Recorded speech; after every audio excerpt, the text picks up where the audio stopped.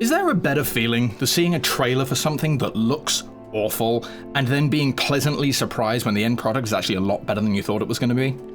I mean, yes, lots of things. If you've never experienced them, you might want to get off Twitter and try going outside for a while. I've always enjoyed the Predator films. The original was a masterpiece of pacing, horror, action, tension, and actually understated character development. The second, while not as good as the first, is the one I enjoy watching the most, trading the actual jungle for a concrete one to have an equally chaotic and hostile environment, while tonally setting itself apart from the first without straying too far from the original formula. Aliens vs. Predators was fun when it was actually Alien vs. Predator, and a lot less fun when it was random people standing around looking gormless waiting to be killed. Predators, I enjoyed the first time I watched it.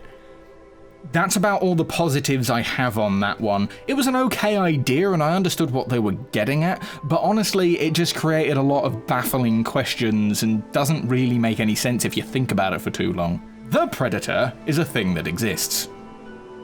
Moving on. The first half of Prey is exactly what I always wanted out of one of these films. It sets up the characters quickly and simply, it establishes the threat, then it focuses on one character in a battle of wits against the Predator. It uses very little dialogue for large parts of the movie, letting the situation and the scenery do a lot of the narrative work. The people making this seem to have remembered the show don't tell rule, however briefly it may seem. We follow a young tribeswoman named Naru who wants to be a hunter. To be fair to her, digging up roots and stuff did look rather boring. Her brother seems to be the hunter head boy, i.e. he gets to do all the things that she wants to do. I actually really like the relationship they established here. He's confident and clearly capable, he seems to have a very head-on approach to tackling problems, and because of this he misses details and creates complications, but always gets the job done. She, on the other hand, tries to stay one step ahead of the situation and plan everything out, but seems to miss the crucial moment to act and often falls short. She's also kind of randomly impulsive as well. I don't know, that's a weird dissonant point in the character I can't quite put my finger on. But neither of them are portrayed as being wrong or bad in any way. They're two different people that actually complement each other's skills really well when they work together.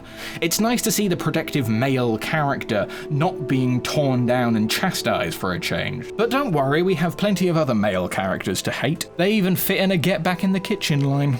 Anyway, a lion runs off with a member of the tribe, so they gather a hunting party to go and find the missing person to kill the lion. Naru tags along so we can get an idea of her tracking and medical skills. They find said missing person still alive, and thanks to her medicine they get him back to camp, where he promptly disappears from the film entirely. But the problem with the lion still remains, so the brother goes off to kill it, but Naru isn't convinced the lion is the only threat. She finds strange tracks and mutilated animals. Fearing for her brother's safety, she goes off to find him, eventually joining him in the hunt for the lion. She has a plan to hide in a tree and ambush the big cat.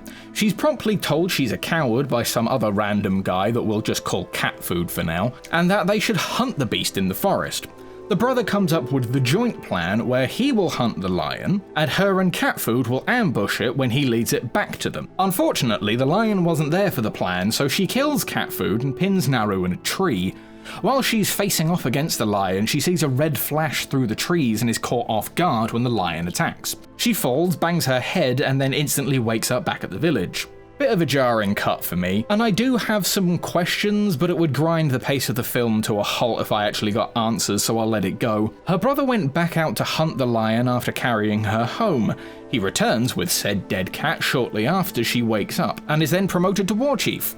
Again, I have questions, but fine. They have a weird sibling spat and he tells her that she missed her chance and that's why she failed and can't be a hunter. So she takes her dog and goes to hunt the monster in the forest anyway. This is where the film really picks up for me. We see her hunting and traversing the land.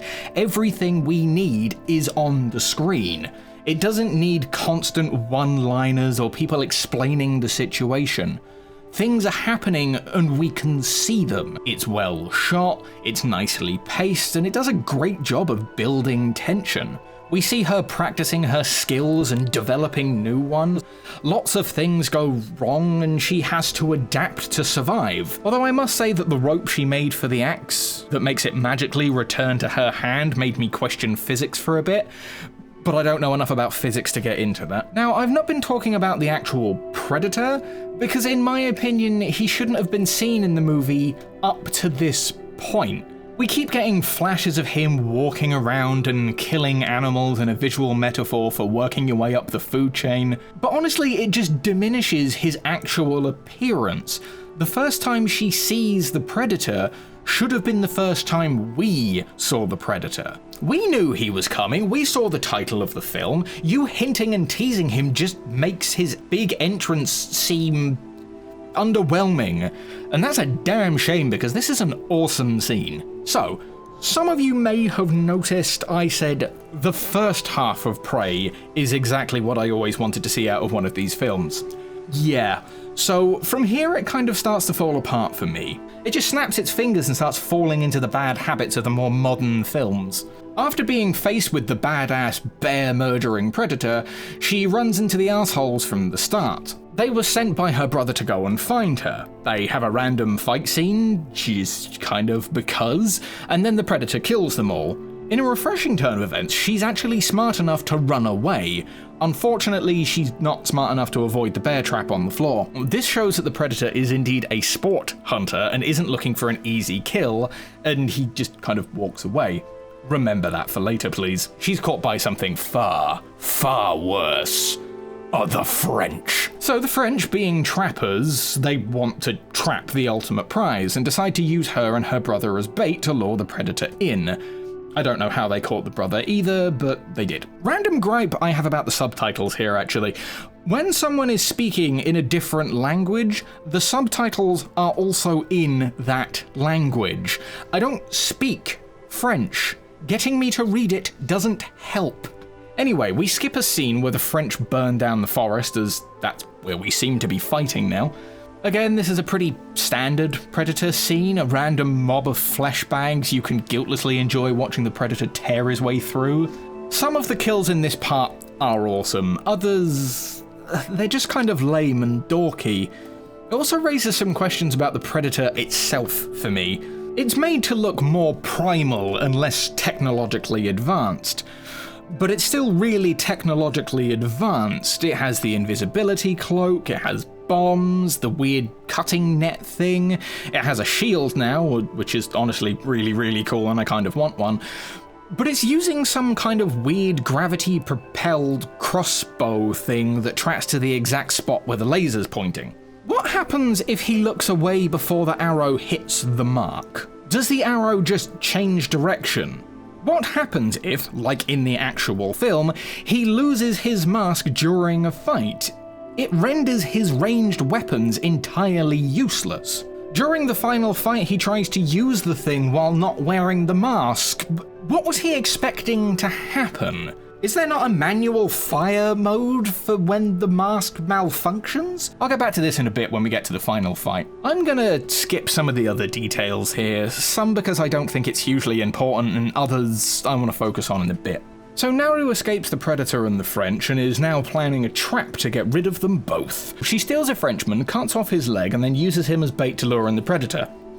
You know, that thing that she figured out earlier he didn't care about. But he has a gun, so I guess we overlook the missing leg. She uses drugs to slow her heartbeat and cool her blood, so now the Predator can't see her. Right, can he not perceive any shape that doesn't have a heat signature? In the original, Dutch was hard to see because he was covered in mud and hiding in tree roots and on branches. He was harder to see, but he wasn't invisible. Here she's just kind of standing out in the open. She has to sidestep to avoid the Predator. Why is the Predator dumb now? Anyway, after Pred kills the second helpless crippled Frenchman in this movie, Naru shoots the Predator point blank in the back of the head so she can knock his mask off and steal it. Seriously, movie, what the fuck? You started out so well! Where did the idea that the Predator was bulletproof come from? Am I forgetting something? He was elusive and hid and had to avoid bullets because, fun fact, the Predator can be killed. Predators get injured over and over again in this series and have to leave to tend to their wounds. They are not indestructible. I'm pretty sure that if a sharp stick can cut his skin, a bullet to the brain should do the trick. Hell, she cuts his arm off in a few minutes.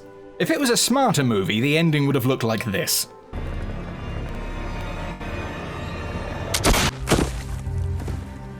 After some more of the ruthless efficient killer being hilariously inefficient at killing, she drops him in a pit of mud from earlier in the film and springs a trap that can literally only work if the Predator is a moron. Remember the gravity arrow thing he used earlier that tracks to exactly where the laser on his mask is pointing? Oh, fuck, that's an anti-tank rifle.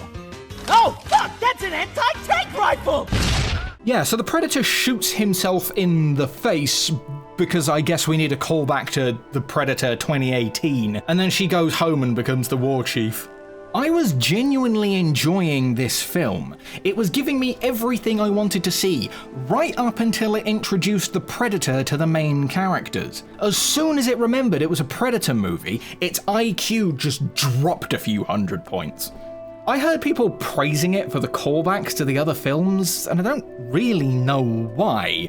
She falls into a large mud pit near the midpoint of the film and is absolutely covered in the stuff, just like Arnie from Predator. Then she just kind of washes it off. Okay.